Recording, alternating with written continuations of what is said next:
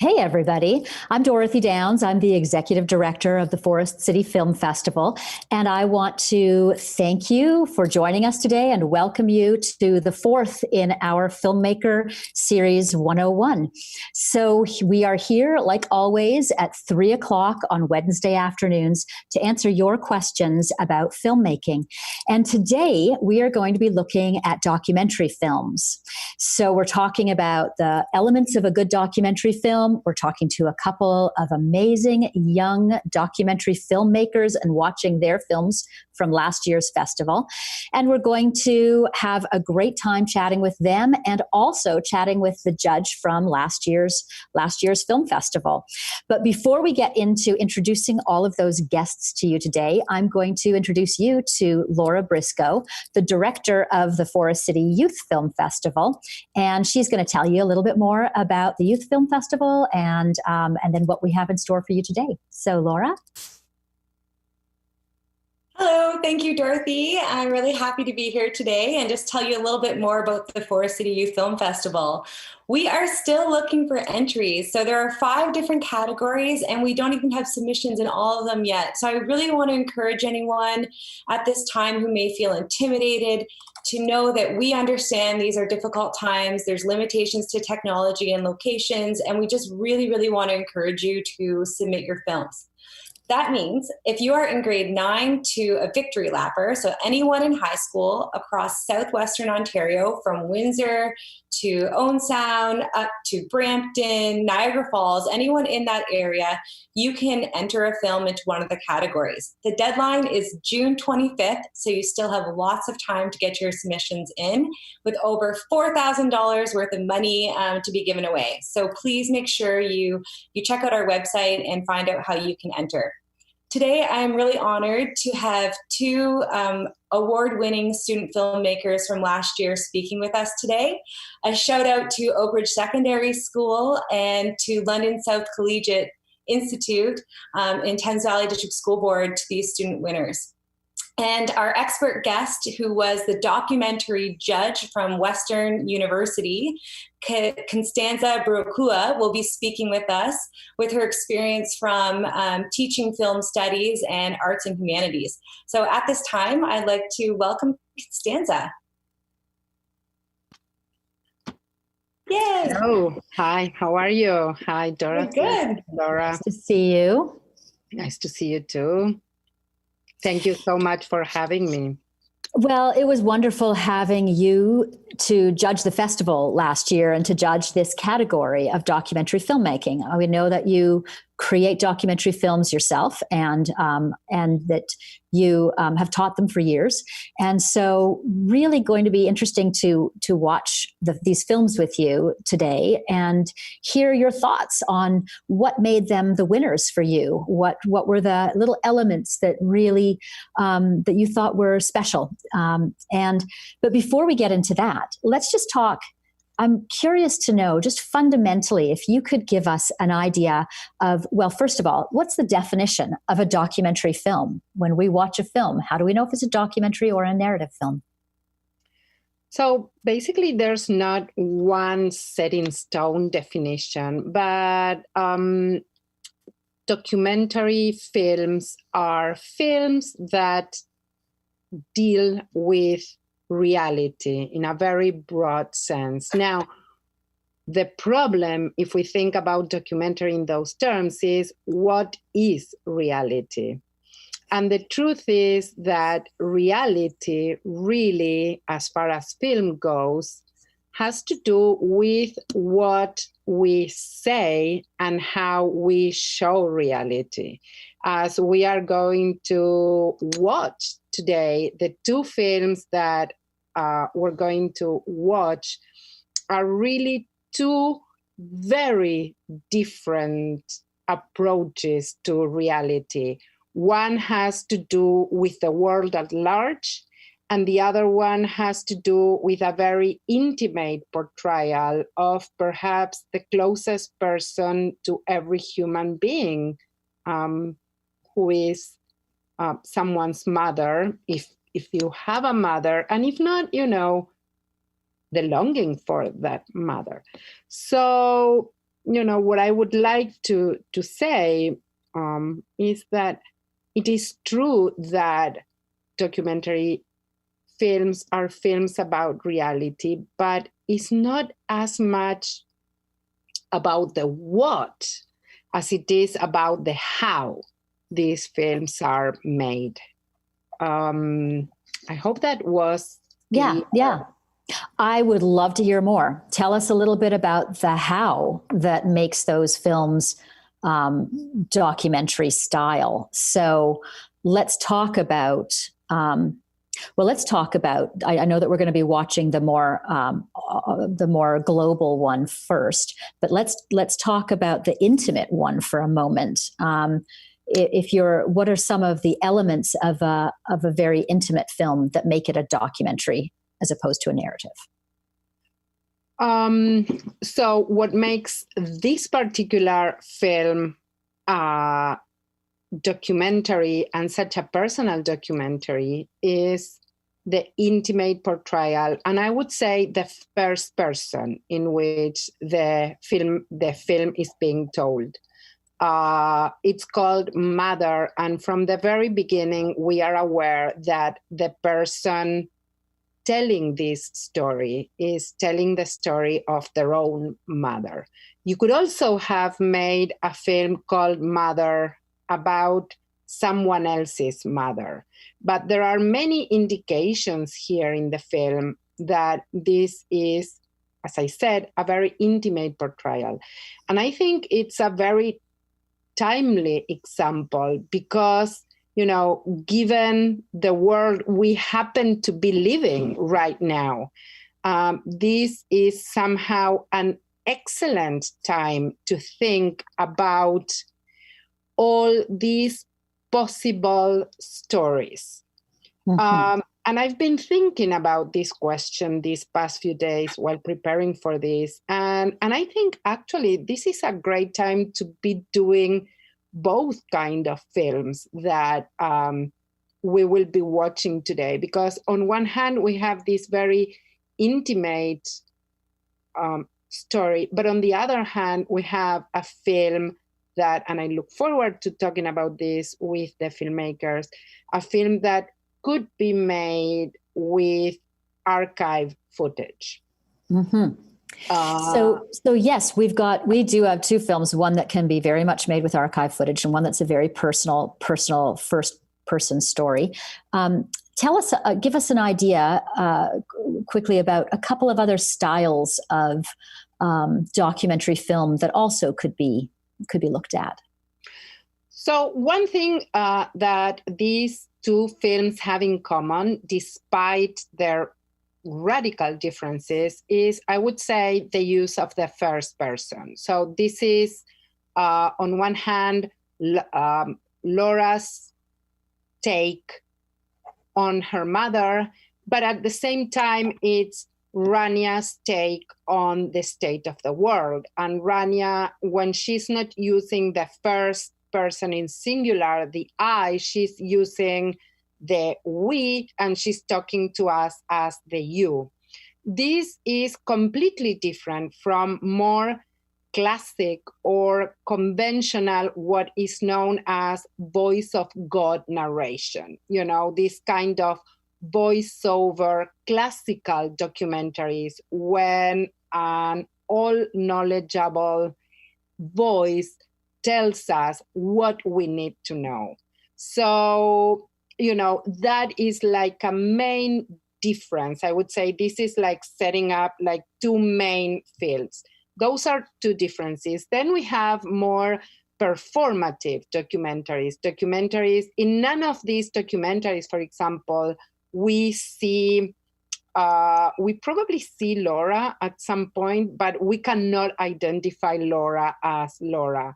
Whereas there are other documentaries in which the documentary filmmaker makes himself his or her or their own object of study, and they perform for their own take on this reality that they want to communicate. These are just some examples. Mm-hmm. I think when we encourage students to feel like they can use documentary as a platform for their own voice and stories, we often, the audience feels moved because there's a connection between the storyteller and their film. What would you suggest to students when they're thinking about doing documentary and trying to understand the category and picking a topic? What I would suggest to every person that wants to engage in making a documentary or in making any film is basically, and this is something that I say to my own students all the time, take the time to think about what you want to do. It's like when you write an essay. Don't sit in front of the computer thinking, oh, I'm just going to come up with some ideas. Don't turn on your recorder or your camera on your phone. You can make an amazing film. It's really not about the technology. Technology is great, but the true sparkle is in the idea. And a good idea, like a good diamond, needs to be polished, needs to be worked. So I would say, take the time to think, what is it that I want to say? And what would be the best way to say it in my own voice? That would be my suggestion. And that being said, I think it's a great time to move into the first film and hear the voice of the student Rania Trish, who created this, Action, Not Apathy. So we're going to watch the film, and anyone viewing, feel free to type any questions that you have as you're watching the film, and Rania will be with us and Constanza will be with us to answer your questions. We can cue it up.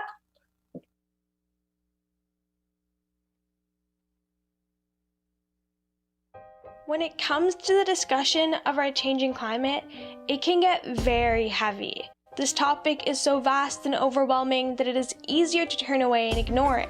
Climate change in recent years has slowly become a political debate between left-wing liberals and right-wing conservatives. But, unlike many other things, climate change isn't a political opinion. It is a matter of scientific fact. The reality of global warming is non-negotiable when the evidence is right in front of you. Our politicians debate this constantly, but our scientists don't. 97% of scientists agree that climate change is a result of human activity. So why do we believe in scientists when discussing gravity and molecules in the human body, but not this? Why do we believe this is some sort of left-wing conspiracy? Is it because politicians tell us not to worry about it, or is it because humans are just too ignorant to care? Even amongst the population of people who do believe climate change is real, why weren't they doing anything to protect our planet? My name is Rania Trish, and I spent my time over the next few weeks trying to discover the solutions to these complex questions. Like most people nowadays would, I started my quest by browsing Google. From what I gathered, climate change is when long-term weather patterns are altered.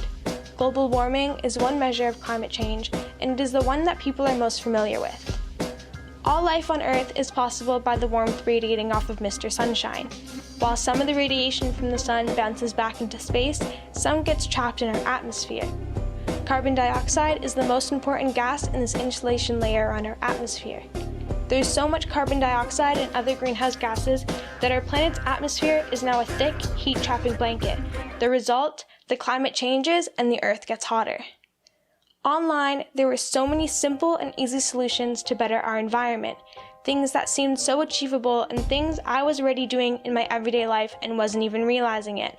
I figured if I was doing these things and not aware of it, maybe my peers were doing the same too. I wanted to take this broad spectrum of an idea and analyze it at a more local and connected level. I interviewed those I saw in my everyday life to get an understanding of their own opinions regarding this topic. I began by asking if they believed in our changing climate. Yeah, I think it is a thing. I do. Yes. Yeah. I do, yeah. Yes. And what have you done today to better the environment? Nothing. Oh, today? Nothing. Nothing. I don't think I've done anything today. If I'm being honest, I haven't really done anything, but I think it's important that our whole world makes a change. After asking my peers, I realized that although they do believe in climate change, they weren't actually doing much to prevent its negative effects. I decided to get a different perspective of someone who was much more knowledgeable on this topic. So I asked my high school's geography teacher, Dave Collins, to hear his views. I think there's a hesitation for people to want to do anything about climate change because it's very similar to voting. Sometimes we don't think that our one vote's going to make a difference, so therefore we don't feel like our one little action that we do or we choose to do is going to make a major impact. Mr. Collins had an interesting perspective as to why people aren't taking immediate action. His analogy of voting really helped me better understand this issue because it reinforced what I had already thought. People are apathetic. I wanted to further my understanding even more, so I spoke to professional climatologist Gordon McBain. I think we need to, first of all, get people to realize that we're a very sort of prosperous but also a kind of wasteful society. We need to think from an environmental point of view broadly than climate change, the issues of sustainable development in the broad sense of that word, as to how do we be less wasteful. What Gordon said was right. We need to ask ourselves, how do we be less wasteful on a regular basis? After collecting this information, I've been able to understand that climate change is happening right in front of us, but we are too ignorant to care. From the last few weeks, I've learned that it is action that must be taken to better our environment, not apathy. And it is only possible if we stop thinking about ourselves and start thinking about the earth beneath our feet.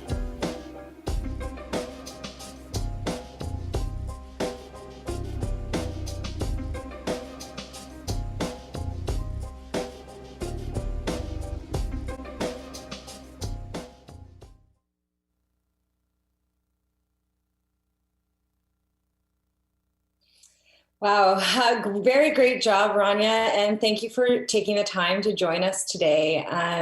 Just first, right out of the gate, what drew you to the documentary category in sharing this with us? I think when filmmaking, it's really important to, pick topics and stories that really you're interested in and have a close connection to who you are as a person. And I'd like to think I'm someone who's very passionate about the environment and is consciously making an effort to, make the world a better place. And so I figured, why not create a film and a documentary that kind of spreads that sort of message, because it was something that I was passionate about. And I hope that my passion could be, shown through my voice and through my film, and perhaps inspire others to kind of take the same, lifestyle that I kind of live and do the same sort of stuff. I think you did a great job with that. And you shared so much information in such a concise amount of time. And there was actually a question online from Lanky Egg 2002 asking how long the documentary film should be.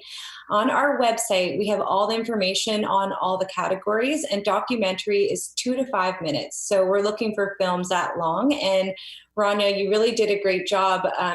Another thing I really loved was how you incorporated multiple student voices. So you interviewed your peers and you had them. Any suggestions for someone creating a documentary in these circumstances with some of the technical approaches that you shared? Yeah, so one of the issues that I had run across was when I wanted to get in contact with Gordon McBain, there was, the issue of scheduling, and we weren't able to, come up with a day that we could both meet in person. So we kind of problem solved that sort of issue and did a phone conversation. So I'd called him on the phone and put it on speaker and kind of held up my mic to the phone to record the conversation. And through there, I was able to gather that audio and still have that conversation with him and still get to interview him, but in a way where we weren't in the same room talking face to face in the way that I was with Dave Collins. That was very great problem solving. And something else I just love about the experience of making movies is it's not just about the end product, but all the skills that you learn along the way and having to problem solve in order to get the product that you were looking for.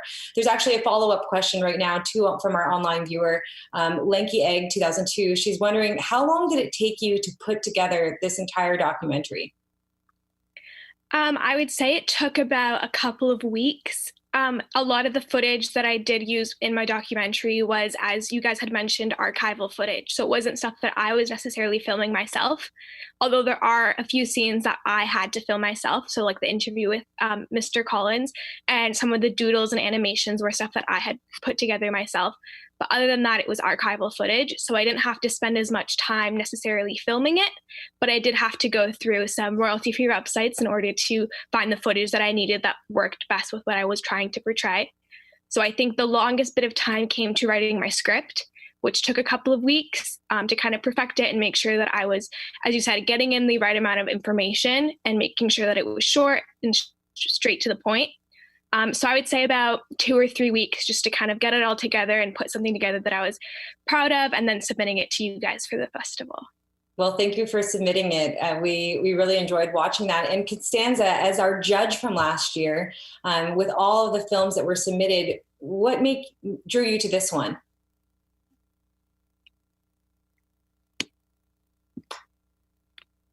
Sorry. Mute there. There we go. I think it was I thought it was fresh.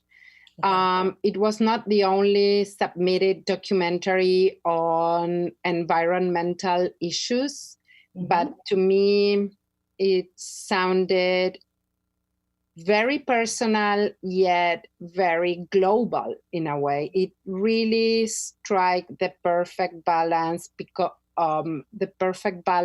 between what's good for me, it's good for everyone. And I liked that approach. I like the idea of thinking about those concerns in this kind of, altruistic, but very personal at the same time manner. And as Rania explained, I could see this troubleshooting as I was watching the documentary. I just want to say, Rania, because you might be engaging in some new projects, there are apps that you can download to your phone that allow you to record while you're speaking, and the quality of the sound is really great. And I think they're also for free. So if you encounter the same situation, maybe you can, improve the quality of the sound, which is always kind of like a major issue, as probably, actually, I think, Dorothy, we have workshops on that and everything. It's funny that you mentioned that. Last week, our workshop was on audio, and we have contacts with expert audio filmmakers. So if students ever have any struggles or questions with audio, you can reach out to us through social media or our email, and we can connect you with audio experts. Because Constanza, you're right, audio really does help support and convey the message that they're trying to relay. Going back to our online audience, we have a question from Ryan Rake asking, Rania, what platform did you get the stock footage from? And did it cost you a lot of money or any money to not have copyrighted videos? So I actually used a variety of different websites in order to get stock footage. You can just easily Google free stock footage online, and you're going to get an infinite amount of websites where creators can upload, their footage to be used. I was very fortunate enough that I didn't have to put any money into the footage that I had used within my film, because I had chose clips that were free. There obviously is, you have the freedom to pay as much as you want, or whatever you think is reasonable for the footage that you want to be using in your film. But I just didn't opt for that option. I thought, I don't have a lot of money and I'm using a very, low budget type of film, because it was one of the first films that I had made. So I just kind of opted for the freer route and picked free royalty-free videos to use. And that's a great solution, again, because we don't want students out there having to spend personal money to be making these films. Something I always ask myself, if there is something that I want to take from online, is there any way I can convey that idea or concept in a different way and film something myself? So is there a way that you can get that idea through filming something else without having to take that if you're really stuck for getting content? Constanza, do you have any questions for Rania about how she made any portion of the film? I know some students were wondering about the text that you had on the screen, Rania, because you had that coming in live. How did you do that? What software were you working with? So I used a software called Final Cut Pro for video editing, and I had the audio file that I had used for my voiceover, and through using that file, I would click around until I found, the start of each word that I was saying. And from there, I would add my text so that it lined up with the word that you heard at the same time to kind of make it seem kind of like subtitles. The words that I was saying were being shown on screen at the same time to not only help you follow along a little better, but also kind of highlight and emphasize some important points that I wanted to make sure that the audience could understand. We also noticed that you entered more than one category, which we encourage people to do. You entered the creative arts category. How was making a film for that category different than a documentary for viewers that are new to learning that there are multiple categories? As much as I love filmmaking, I think that I struggle with creative writing and coming up with fictional characters and stories and worlds. And I, applaud Ethan and Emma from last week for coming up with narrative films, but that isn't necessarily my, strong point, which is kind of why I lean towards documentaries, because I'm, talking about real problems with, as Constanza had said, reality. And using abstract film was kind of a bit of a challenge for me because it wasn't a reality, and it was very artistic and a bit more creative. But I really wanted to challenge myself and kind of step outside of my comfort zone and try something new because it wasn't anything that I had done before. And I really had a great time doing it. And it was a lot more freeing and a lot more, creative than documentary filmmaking. So I think that if you're someone who isn't very sciencey or someone who isn't very, straight to the point, and someone who likes to kind of be creative and express, an important issue in a more abstract way, I definitely think that creative film is something that you should lean towards, or something that you should give a shot to. We're really hoping, again, to encourage people who are just new and experimenting. Experimental film is something that we are looking forward to seeing because, as you said, Rania, people approach it in so many different ways. There's a couple more questions from our online viewers. Xavier Dominique is asking, do either of you, Constanza or Rania, have any tips for interviewing people? And how do I make it not awkward when I'm interviewing someone? So I guess we'll go to Constanza first. Yeah, I would say that whenever you're interviewing people, you need to begin, even before you start interviewing them, I would suggest get their signature in writing that they agree to the interview. Once you have that, so you're legally protected, I would say that what is really important to avoid that awkwardness is to start the conversation way before where you want to get.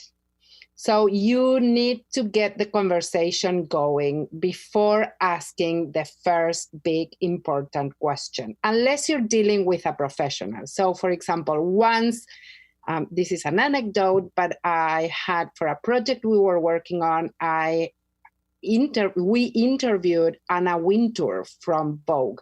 We're talking about a professional. She gave us 20 minutes, and in those 20 minutes, she answered perfectly every single question. We didn't have to edit. It was just, from beginning to end. But we're talking about someone who is a professional doing that. For someone who is not a professional, I would say, build trust, make people feel comfortable. I think it's fundamental that people understand that you are genuinely interested in what they have to say. Not that you're there for those 30 seconds, and the moment the camera is off, you're like zoned out. So I think that's the best way to go about avoiding awkwardness. Show interest, try to be authentic, honest, and generous with your time and with that person, I would say. So that would be my advice. Just adding on to that, I was very fortunate in the sense that a lot of the people that I was interviewing were my friends or people that I knew from school. So that helped to kind of ease that awkwardness because they're people that I saw every single day. When it came to Gordon McBain, I think it's really important to come prepared and have your questions set and know what you want to talk about and have key points that you want to make sure that they cover so that, if there's any awkward silence or anything that, is uncalled for, then you can, jump to the next question and be like, hey, why don't we move on and we can come back to that later to kind of ease that awkward silence or any awkward tension that there might be between you and the person you're interviewing. Those are really great solutions. So having more content, as Constanza said, and I love that idea, not starting right out of the gate where you need to have your first question answered. And Ronnie, your tip with interviewing someone, if you're new to documentary and interviewing someone who you're already comfortable with, that's a great solution as well. We have another online question about editing programs. We are going to have resources available on our website as well, if it's regards to sound and software. Are there any, Rania mentioned Final Cut Pro, iMovie, but there's a lot of free ones as well. Do either of you have any suggestions for free editing programs? No, I use Final Cut. No, I've heard DaVinci, Adobe Premiere. And other than that, I think we'll take more questions specific to documentary filmmaking, if there are any more that way. So when you're creating a documentary with Rania, did you ever have to go back and refilm anything? Any challenges that you had where you looked back and thought, I need to recreate this? I definitely think that, even looking back now at a film that I had created last year, there's obviously some things that I would change or some things that I would do differently because I've grown as a filmmaker and I've gotten, I perfected my craft a little better. I don't think there would be anything specifically that I would go back and refilm now. I know during the filming process, there were occasions where I did have to go back and re-interview a friend or, refilm a clip or something like that I needed to use for my film. And I think the easiest way to do that is just being honest with the person that you're interviewing with and be like, hey, I had some difficulties. If it's okay with you, can we quickly reshoot that scene? Or, hey, can we quickly reshoot that interview, to let them know that, hey, you made a mistake and that's okay because you're a student filmmaker. No one expects you to be, top of the world, like Oscar award winning. So I think it's really important to, be honest with the people, be like, hey, I made a mistake. Can we quickly reshoot that? And people are usually very, nice and very forgiving and let that stuff kind of go. So I definitely would Again, a great learning experience and just a personal skill to, the more you do it, the more you'll be learning. And once again, thank you so much for sharing, both of you, your expertise with us, and Rania for your film. At this time, Constanza, you can introduce our next film. So we're now going to watch Mother by Laura Trujillo. It's the documentary that won in the category, and I was very, very pleased to know that it had won. I was personally very moved by it, and I hope that you will enjoy it as much as I did, and I'm very much looking forward to the conversation with Laura afterwards.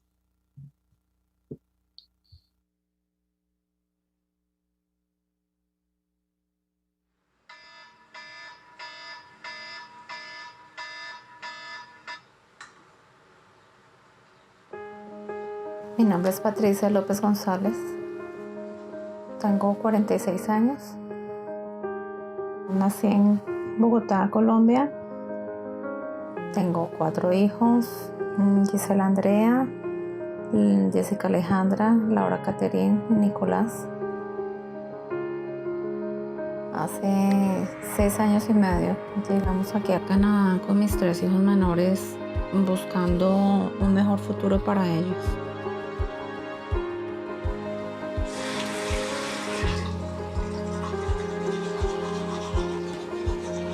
Actualmente tengo 3 trabajos.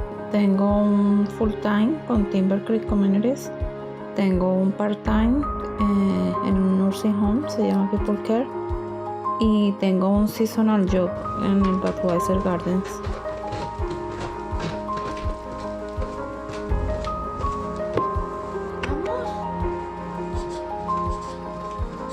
Básicamente la necesidad de trabajar en diferentes partes ha sido para poder sustentar a mi familia, no solo aquí en Canadá, sino para poder sustentar a mi mamá también. Entonces no me puedo quedar quieta con un solo trabajo.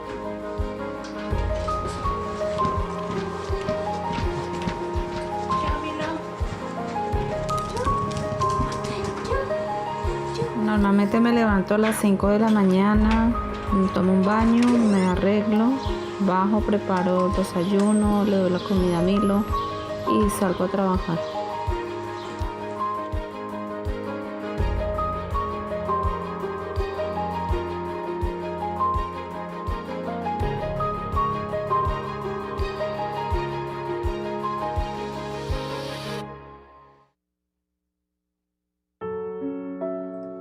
Nosotros llegamos aquí a Canadá porque Edgar viajó primero hace 10 años aproximadamente.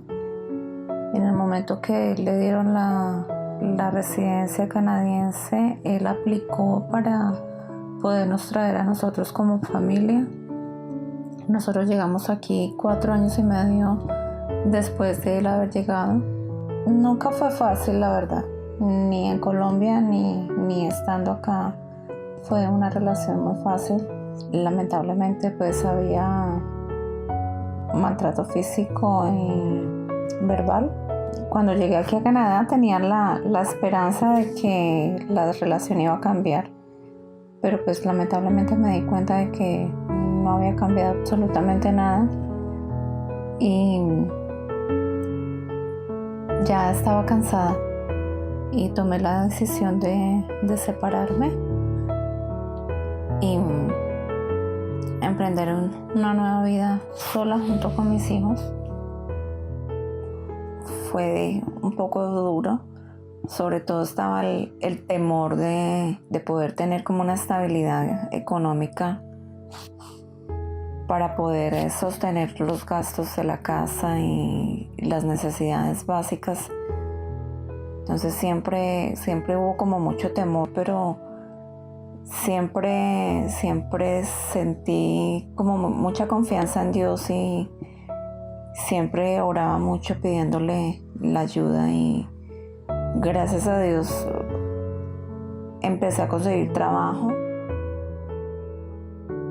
Patricia es una mujer muy de admirar, es muy trabajadora, muy buena madre, muy buena amiga. Yo soy una persona que no creo mucho en las amistades, pero creo que a través de ella he aprendido que sí existe la amistad. Mis hijos adorados, los amo. Cada uno un mundo diferente, un dolor de cabeza diferente, pero los amo con todo mi corazón. My mother is loving, a hard worker, and charismatic. She does anything she sets her mind into. She sacrifices and does so much for all of us. She's so loving, so supportive, and so caring of all of us. I admire her strength, her dedication, and her work ethic. I admire her so much. I admire her strength and her love for her family.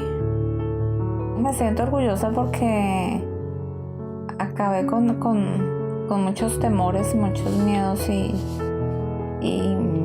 me demostré a mí misma de que no me quedan grandes muchas cosas y que puedo salir adelante. No es un trabajo profesional, estoy limpiando, pero me siento orgullosa de lo que hago porque es con lo que he salido adelante y estoy sustentando a mi familia.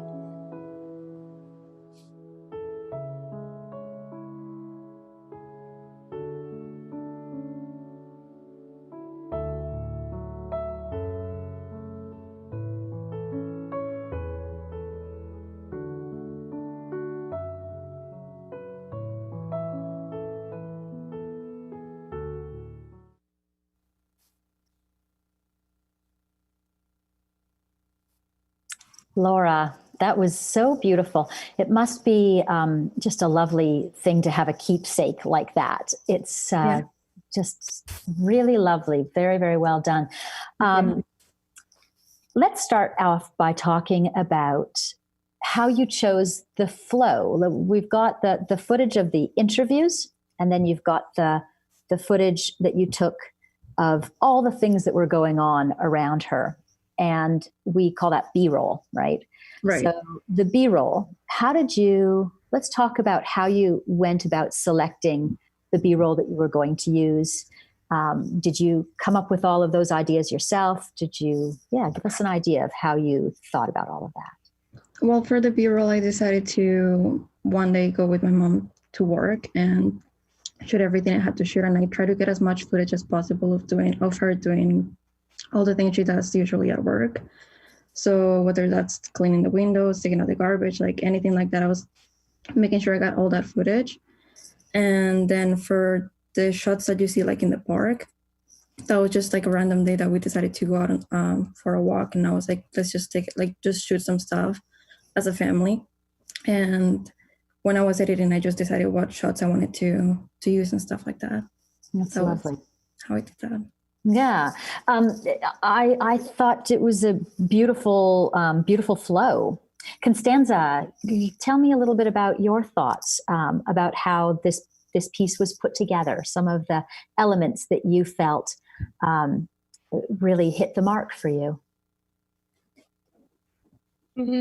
I thought it was very well narrated. Where I would say there was a very good flow, the structure of the documentary. There's not one shot, at no point to get bored. So that is, a big quality in a 5-minute documentary. I liked the voices, the different voices. I like the mother, the friend. I like the siblings. I like how inclusive the film is, and I think it's not an easy story to tell. There is a lot of effort going on. There is a lot of,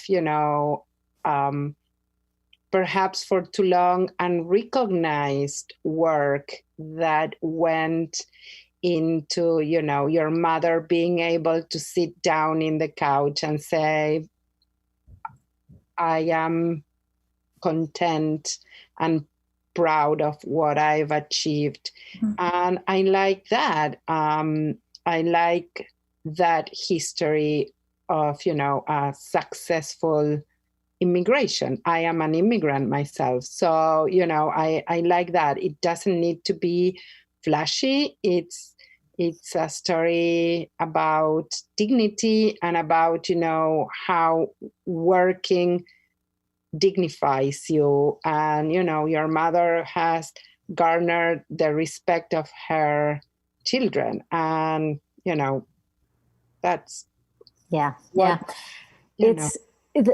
thank you. Yes, it's a lovely combination of great interviews. I think your selection of interviews were really good. Did you do a lot more questions? Did you give them a lot of choice when you were interviewing them, and then you just picked out the things that suited in the edit, or did you know specifically what you wanted to ask them? Well, for the interview with my mom, I did have more questions that at the end I did have to take out because there wasn't enough time, and I wanted to keep it as relevant as possible. Mm-hmm. But with my siblings and I did have the specific questions that I did want to ask because I already had edited most of the documentary, mm-hmm. and I knew what I wanted to include in those questions. So that's why. That's what I did for that. That's great. That's really, really good.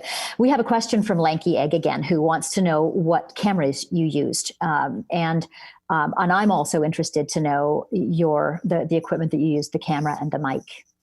Right. So for the camera, I used a DSLR. It's a Canon Rebel, I believe it is. And for the mic, I actually borrowed a microphone from my Comtech teacher. It was the Snowball mic. And that's what I did the interviews with. And then when I was editing the clips and the audio, I tried to like put it all together because the audio was a different file from the video. So that, it was the Snowball mic that I used for that. And did you use the clap? Just at the beginning of every scene, this is a good little hint. You just, as you start to go, you go. Yeah, I did do that. Yeah, I did. I did right in front of the lens, so you can see the hands going together. Yeah. Sync it with that. And speaking of like little hacks that we have to do this year, it may be more difficult for students to get that Comtech equipment, and right. So I would really encourage students to use their cell phones for recording. If you can't get a mic is always the first choice option. And if you are able to get that equipment from your schools, then that's brilliant. But if not, use your phone to just get as close to the person as you can, even if you put the phone, in a pocket that they've got. Yeah, and that's kind of what I did for the mic. I asked my mom to put it like in between her legs because that wasn't shown. Right. So it was the best way to get the audio. So just off camera. It's a great idea. That's a great idea. We have an educator question for you. So people are going to want to know, how can they think of subjects? Have you got any thoughts you can do around brainstorming a topic? How you might come up with ideas for documentary films that you can do without having to go too far afield? Right. So for me, I decided to do something that was like really personal because I knew that I would be able to tell the story better that way.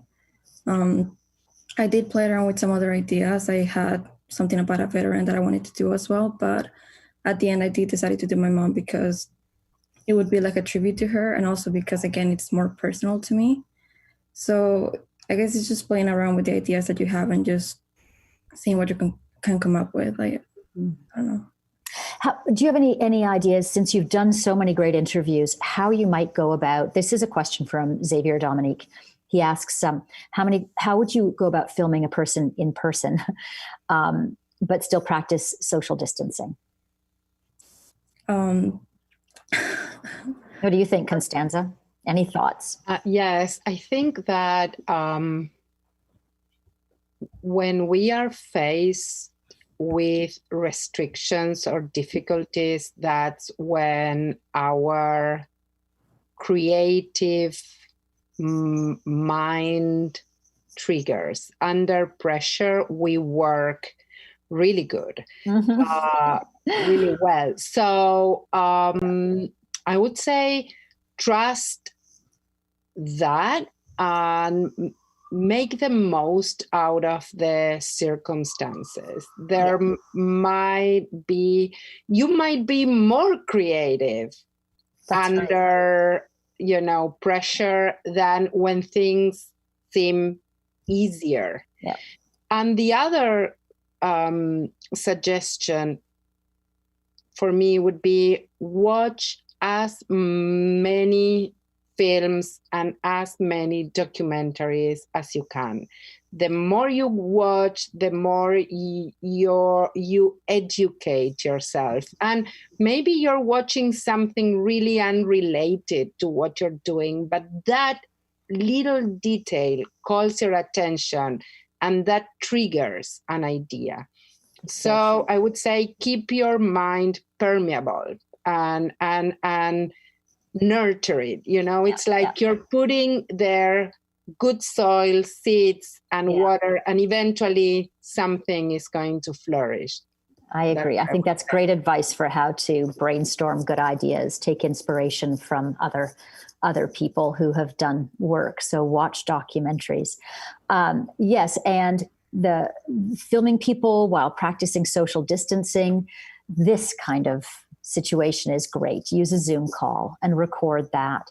And similar to an interview, live interview, see if you can situate the person that you're interviewing in a good location with good lighting and help them walk through how that needs to look, and take their laptop wherever it needs to be to get the right background for the story that you're thinking. But the Zoom call is a terrific tool. And there's other tools out there also that can help us at this time. You know, there's just so many resources online, so many people that can help you, and ideas. Now I'm going to go back to, we're starting to run out of time, but I do want to take another couple of questions. Ryan Rake asks, have you done any other genres of film, Laura, or do you find documentaries most interesting, and why? I added the why on at the end. Well, most of the stuff that I've done has been for school projects. So the documentary was something that I had to do for an assignment. But I've done promotional videos for my school. I haven't done that by myself, but I've done most of the editing myself. I've also edited videos for fandoms, like stuff like that. That's how I found my interest in editing, because that's what I like to do the most, actually.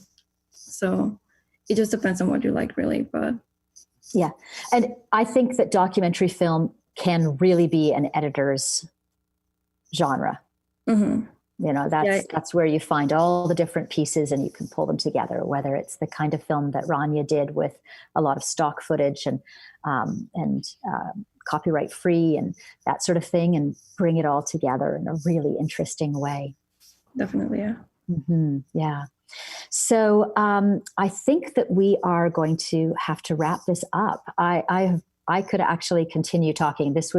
Both of these films were really wonderful, but I have to say that last year it was our first year running this festival, and we just had so many wonderful films. And documentaries are, they're such a creative medium. You can take it in so many different directions. You guys both showed, it was a wonderful demonstration of two very different films, and both of these films are types of films that can be done in isolation. So it's wonderful. I thank you very much for submitting, and wish you both the best of luck in your futures. I think that your futures are both very bright, and we were very proud to have you in our first year for the festival. And Constanza, thank you very much again for judging the documentary category last year. It was wonderful having you there, and thank you for being here today. So now, for everybody out there, if you didn't get your question answered, we are actually going to be on Facebook again this evening at 8 p.m. doing a Facebook Live. We'll also be on Instagram, but Facebook is where you'll find us tonight. We'll all be there answering your questions in the chat. So if you have any other questions you'd like to chat about, any ideas for documentaries, anything specific, bring them again to Facebook. It's the Forest City Youth Film Festival page, and we'll be doing a watch party then. So hopefully we'll see you then. And remember that we've got plenty of resources on our website and the YouTube channel. We've done 3 of these seminars so far. Next week, we're going to be doing a seminar on the pitch. So join us for that. So that's, if you've got an idea that's bigger than a 5-minute film, then we want to hear your idea. It's a great combination of creative writing and presentation. And Jordan Morris is going to be here along with the top pitch from last year by Ethan Hickey. So Ethan will be back with us again next week. And so come and see that same time, 3:00. Register on our website anytime. And the final seminar on May 27th is going to be all about lighting, because lighting is such a crucial part of making any film, whether it's documentary, animation, all of our categories, narrative, of course. So that's going to be a very, very interesting one also.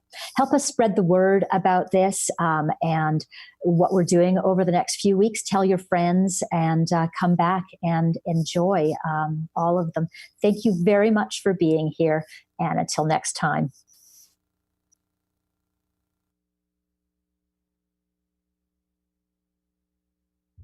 Wow.